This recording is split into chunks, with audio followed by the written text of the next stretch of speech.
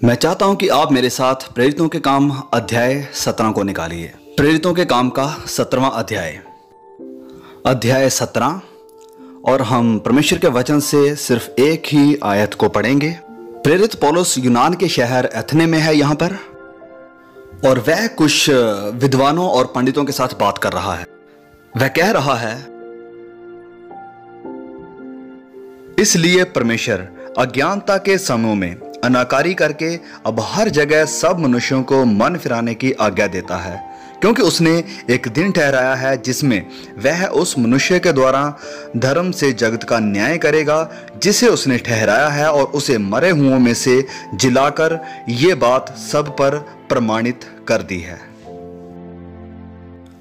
संत पौलुस अपने बाकी दो दोस्तों सिलास और तीमुथियुस के साथ इस शहर से होकर गुजर रहा था, और खुद वह आगे एथेने शहर को चला गया और वहां जाकर उन दोनों का इंतजार करने लगा।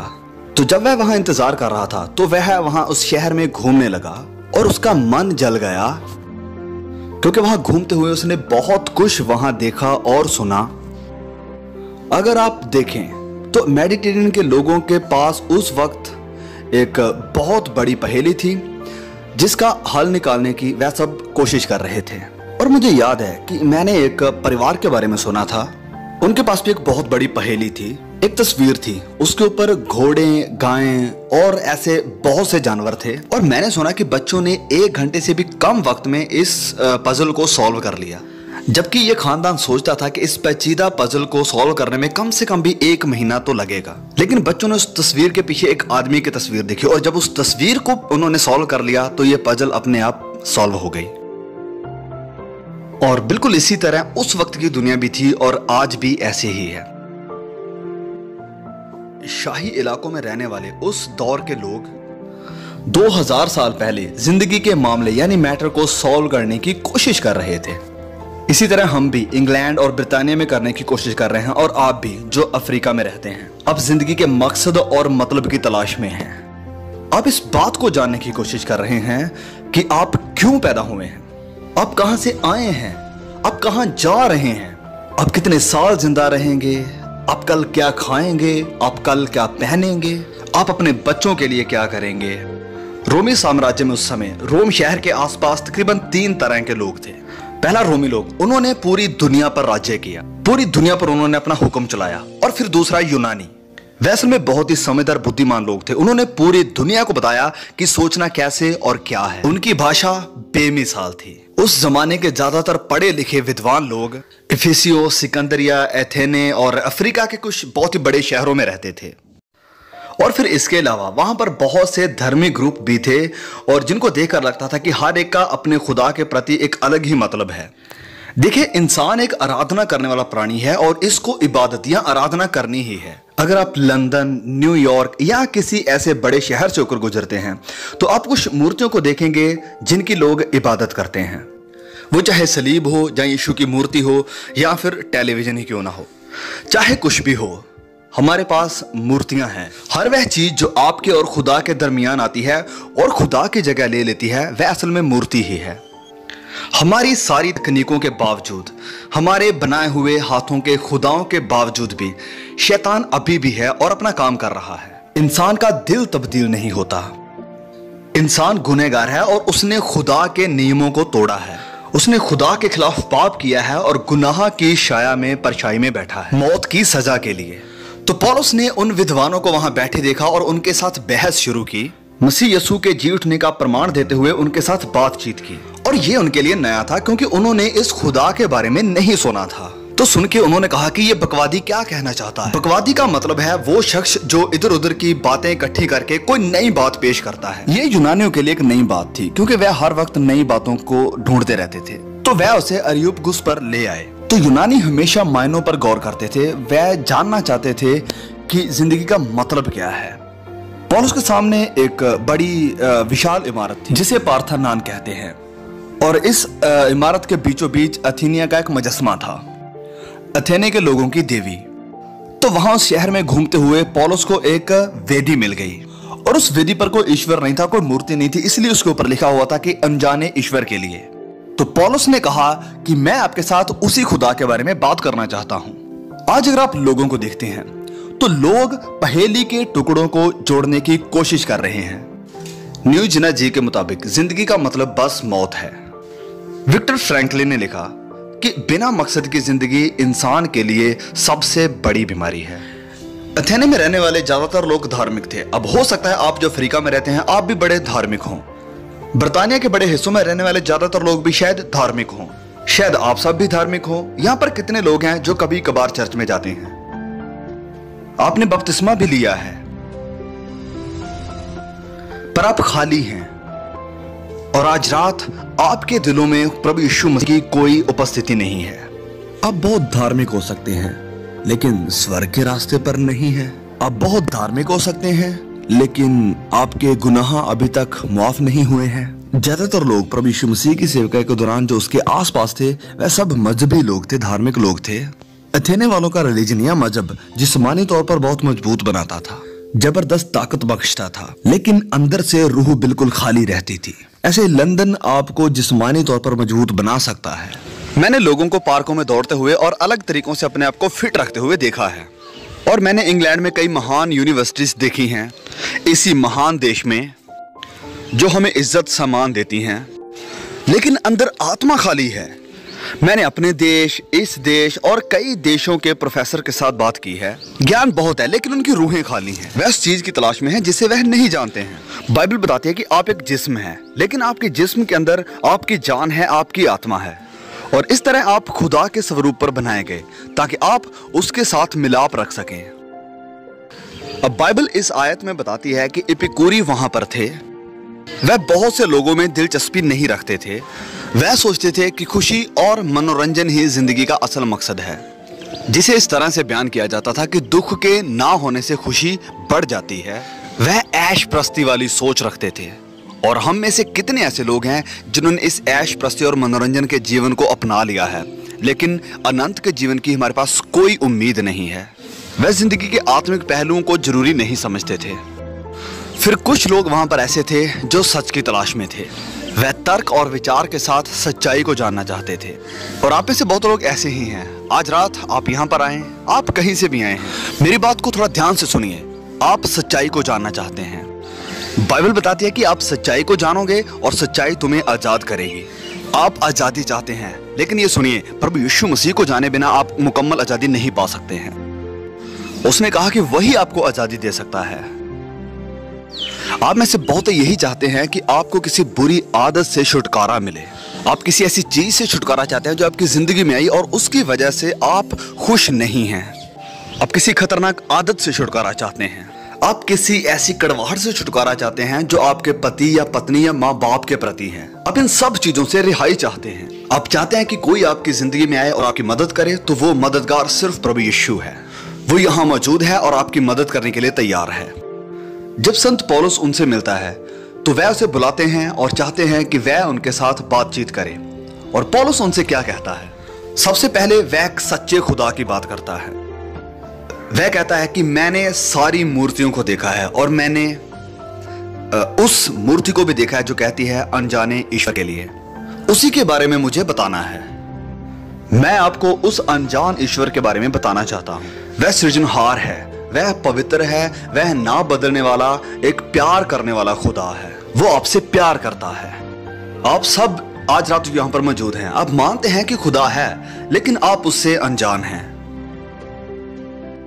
आप में से कितने लोग हैं जो उसे सुन सकते हैं? आप जानते हैं कि खुदा है, आपको यह विश्वास भी है कि खुदा है, लेकिन आप उससे अनजान हैं।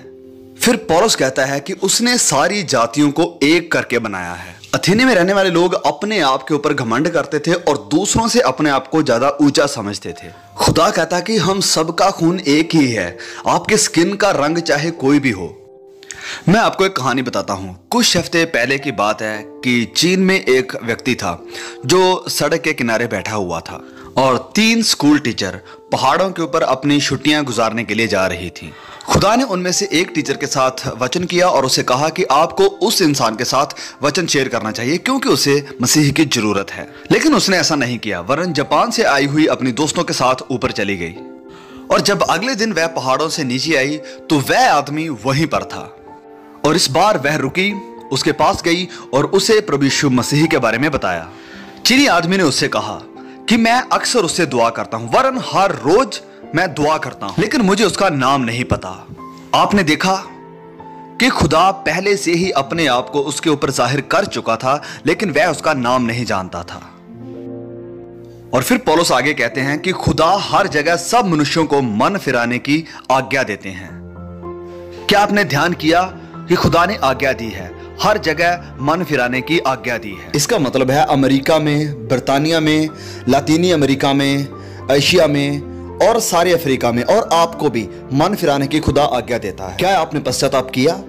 आप कहेंगे कि मुझे तो पता नहीं कि पश्चाताप होता क्या है, पता नहीं कि मैंने पश्चाताप किया या नहीं किया। तो पश्चाताप का मतलब होता है कि आप बदल जाते हैं, आप खुदा के प्रति अपनी सोच बदलते हैं। अब देखिए कि पवित्र खुदा प्यार से भरा है, जिसने आपके लिए अपने बेटे को सलीब पर कुर्बान कर दिया। आप असल में गुनाहगार हैं, अपराधी हैं, जो ना माफी के हकदार हैं और ना ही दया के। और आप खुदा के पास आते हैं और कहते हैं कि मैंने गुनाह किया है, मुझे दुख है कि मैंने गुनाह किया है, मैं अपना जीवन बदलने के लिए तैयार हूं। लेकिन आप अपना जीवन नहीं बदल सकते। आपने पहले भी कोशिश की, बहुतेरों ने कोशिश की, लेकिन नहीं कर सके। क्यों? क्योंकि बदलाव के लिए आपको खुदा की मदद चाहिए और माफी के लिए भी आपको उसी की मदद चाहिए। आज वो आपकी मदद करेगा अगर आप चाहें। आज आपको पश्चाताप करने की बहुत सख्त जरूरत है, क्योंकि न्याय का दिन बहुत जल्द आ रहा है और आपका न्याय सारी कायनात का खुदा करेगा। आज का इंसान खुदा को पवित्र और सबका न्याय करने वाले के रूप में नहीं देखना चाहता है। हम खुदा को अपनी ख्वाहिशों से बनाए हुए दायरे में फिट करना चाहते हैं। हम आराम से बड़े सुकून के साथ अपने गुनाहों में जीना चाहते हैं, अपने गुनाहों में आनंद खोजते हैं और इसके साथ साथ थोड़ा धार्मिक भी रहना चाहते हैं। मत्ती अध्याय 12 आयत 36 में प्रभु यीशु ने कहा है कि जो बुरी बात इंसान के मुंह से निकलती है उसे उसका जवाब हिसाब देना पड़ेगा। हर शब्द जो आपने अपने मुंह से निकाला है वह महफूज करके रखा गया है, और जब न्याय होगा वह आपके सामने लाया जाएगा। और उस दिन आप कहेंगे कि उफ, मैं प्रभु यीशु मसीह के पास क्यों नहीं आया। लेकिन आप नहीं आए। और फिर लूका अध्याय 12 में वह कहता है कि कोई चीज ढकी नहीं है जो सामने नहीं आएगी, और ना कोई चीज छुपी है जो जाहिर ना की जाएगी। जैसे मैंने पहले भी कहा कि खुदा आपके पास एक टेप रिकॉर्डर है और वो आपकी फिल्म बना रहा है, ना सिर्फ आपके कामों की, ना सिर्फ आपके शब्दों की, वरन आपके ख्यालों की भी, आपकी नीयत की भी, आपके कॉन्शियंस की भी। और यही कारण है कि प्रभु यीशु हमें सिखाने आए कि 10 आज्ञाएं सिर्फ यही नहीं कि हम क्या करें या क्या ना करें, वरन वह हमारी सोच पर भी लागू होते हैं। खुदा हमारे दिल पर नजर करता है, वह देखता है कि हम है क्या। प्रभु यीशु ने अपने समय में बहुत से लोगों को रद्द किया, जो जुबान से तो प्रभु यीशु मसीह का इकरार करते थे, लेकिन उनके दिल उससे दूर थे। आज कितने ऐसे लोग हैं जो जुबान से तो उसका इकरार करते हैं, दावा करते हैं, लेकिन उनके दिल उससे दूर हैं। फिर प्रकाशित वाक्य की किताब में इस न्याय की बड़ी तस्वीर दिखाई गई है। अध्याय 20 की 11वीं आयत ऐसे शुरू होती है, और फिर मैंने एक बड़ा सफेद सिंहासन और उसको जो उसके ऊपर बैठा हुआ था देखा, जिसके सामने से जमीन और आसमान भाग गए और उन्हें कहीं जगह ना मिली। फिर मैंने छोटे बड़े सब मुर्दों को उसके सामने खड़े देखा और किताबें खोली गई, और फिर एक और किताब खोली गई, यानी जीवन की किताब। यानी कोई बात गुप्त नहीं। लिखा है कि मुर्दों का इंसाफ जैसे उन किताबों में लिखा गया था उनके कामों के अनुसार किया गया, और समुद्र ने जो उसमें मरे हुए थे उनको दे दिया, और मृत्यु और अधोलोक ने भी अपने मुर्दों को दे दिया, और उनमें से हर एक के कामों के अनुसार उनका न्याय किया गया। आसमान पर 2 किस्म की किताबें हैं। पहला, जब आप पैदा होते हैं आपका नाम इसमें लिख दिया जाता है, और हर एक चीज आपके जन्म से लेकर इसमें लिख दी जाती है, और ये सब चीजें उस न्याय के दिन आपके सामने होंगी। और फिर परमेश्वर का वचन हमें बताता है कि जब आप प्रभु यीशु मसीह के पास आते हैं, उसे स्वीकार करते हैं और उसी क्रूस के सामने आते हैं जिस पर उसने आपके लिए अपनी जान दी और फिर मुर्दों में से जी उठा, आप उसके ऊपर विश्वास करते हैं और उसे स्वीकार करते हैं, आपका नाम इस किताब से मिटा दिया जाता है और परमेश्वर आपके गुनाहों को याद तक भी नहीं रखता है। और बाइबल में मेरे लिए सबसे अनोखी बात है कि खुदा मेरे गुनाहों को बिल्कुल भी याद नहीं करता है, भुला देता है, उन्हें फिर ख्याल में नहीं लाता, क्योंकि वह सलीब के ऊपर बहाए गए लहू के द्वारा धो दिए जाते हैं। और जब आपका नाम उन किताबों से निकाल दिया जाता है तो एक और किताब पर लिख दिया जाता है जिसे जीवन की पुस्तक कहा जाता है। क्या आपका नाम जीवन की पुस्तक में लिखा है? क्योंकि अगर आपका नाम उस जीवन की पुस्तक में नहीं लिखा है तो आप स्वर्ग राज्य में नहीं जा सकते हैं। आपका नाम उस जीवन की पुस्तक में होना बहुत जरूरी है। क्या आपका नाम उस जीवन की पुस्तक में लिखा है? अगर नहीं तो आज रात इन खतरनाक गलियों में जाकर अपना जीवन ना गवाएं, क्योंकि मसीह को पाने के लिए हो सकता है ऐसा वक्त आपको फिर कभी ना मिले। लेकिन एक और महान न्याय को, अदालत को हम देख सकते हैं। यह महान न्याय सलीब के ऊपर किया गया, क्योंकि सलीब ही अदालत थी। प्रभु यीशु को सलीब पर जाने की जरूरत नहीं थी, मरने की भी कोई जरूरत नहीं थी, लेकिन वह गया क्योंकि वह आपसे प्यार करता है। आप जहां कहीं भी हैं वो आपसे प्यार करता है। आप ही के लिए वह सलीब के ऊपर ठहरा रहा और अपना खून बहाया आपके लिए। और खुदा ने हमारे सारे गुनाहों को लिया और प्रभु यीशु पर उंडेल दिया। वो जो पाप से अनजान था हमारी खातिर पापी बना, ताकि उसके जरिया से हम परमेश्वर की धार्मिकता को हासिल कर सके। प्रभु यीशु ने आपके गुनाह उठा लिए। कानून कहता है कि पाप की मजदूरी मौत है, जो जान गुनाह करेगी वह मरेगी। प्रभु यीशु ने कहा कि मैं तुमसे सच कहता हूं, जो मेरे वचनों को सुनता और जिसने मुझे भेजा उस पर विश्वास करता है वह अनंत जीवन पा चुका है। और यह जीवन अभी आपके पास है। अनंत जीवन आप अभी पा सकते हैं। मौत तक इंतजार मत करिए। आपको उसी वक्त अनंत जीवन मिल जाएगा जब आप उस पर विश्वास करेंगे। आप न्याय से बचकर, मौत से निकलकर अनंत जीवन में प्रवेश कर जाएंगे। अभी आप मौत और गुनाह के साए में हैं।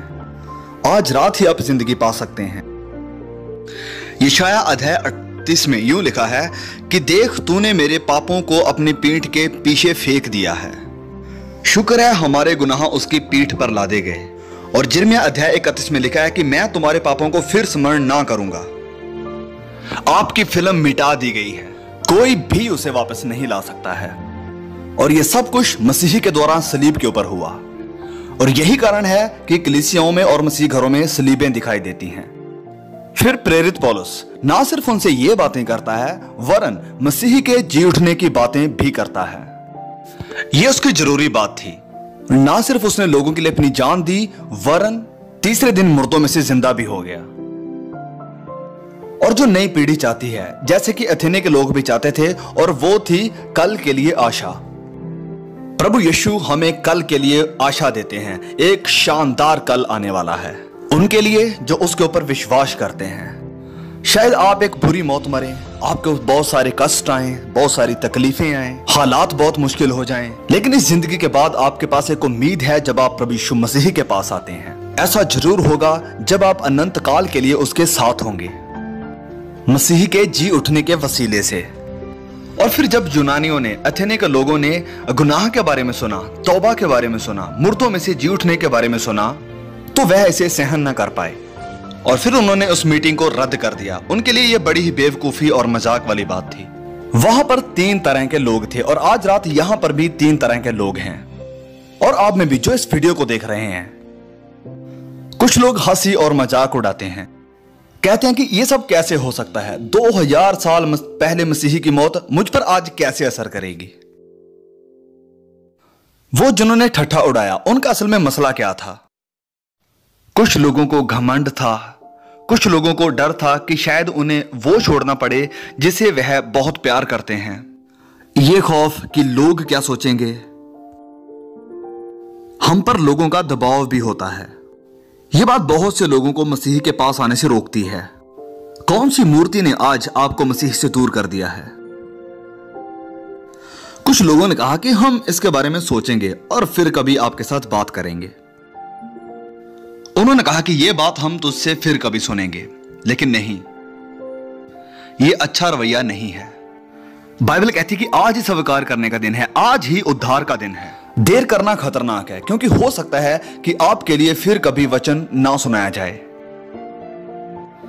जैसे आज रात आप सुन रहे हैं। और खतरनाक फिर इसलिए कि हो सकता है कि सुनते हुए भी आपका दिल इसे कबूल ना करे। हमारी आत्मा जमीन की नहीं है, इसके फलने का भी एक मौसम है और यह कटाई का वक्त है। कटाई का वक्त है बर्तानिया में, कटाई का वक्त है अफ्रीका के खेतों में। और यही वो वक्त है जब आपको प्रभु यीशु मसीह के साथ मिलाप करना है। हजारों लोगों ने दुआएं की हैं। ये मौका इसलिए मिला क्योंकि बहुत से लोगों ने दुआएं की हैं। लाखों लोग पूरी दुनिया में जो इस मीटिंग के बारे में जानते हैं आपके लिए दुआ कर रहे हैं, जबकि वे आपका नाम भी नहीं जानते हैं। आज रात आप किसी खास मकसद के द्वारा यहां पर लाए गए हैं, जबकि बहुत से लोग ऐसे भी हैं जो ऐसे बड़े बड़े मीटिंग्स में जाना पसंद नहीं करते हैं। लेकिन आप जो यहां पर हैं और आप जो वहां पर हैं, या फिर आप जहां कहीं भी हैं, खुदा दुआओं के वसीले आपको यहां पर ले आया है। यह कटाई का वक्त है। और तीसरी बात, फिर कुछ ऐसे लोग भी थे जिन्होंने फैसला कर लिया। उस दिन कुछ ही लोग थे जिन्होंने मसीह को कबूल किया। यह मुश्किल है कि एक सच्चा मसीही बना जाए इस दुनिया में जहां हम रहते हैं। मैं आपको बेवकूफ नहीं बना रहा। प्रभु यीशु ने कहा कि जब तक आप अपने आप का इनकार नहीं करते हैं, सलीब को उठाकर मेरे पीछे नहीं चलते हैं, तो आप मेरे चेले नहीं हो सकते हैं। क्या आप काम पर जाकर, स्कूल में जाकर, अपने पड़ोसी के पास जाकर मसीही के बारे में बताएंगे? क्या आप बताएंगे कि आप यीशु के पीछे चलते हैं?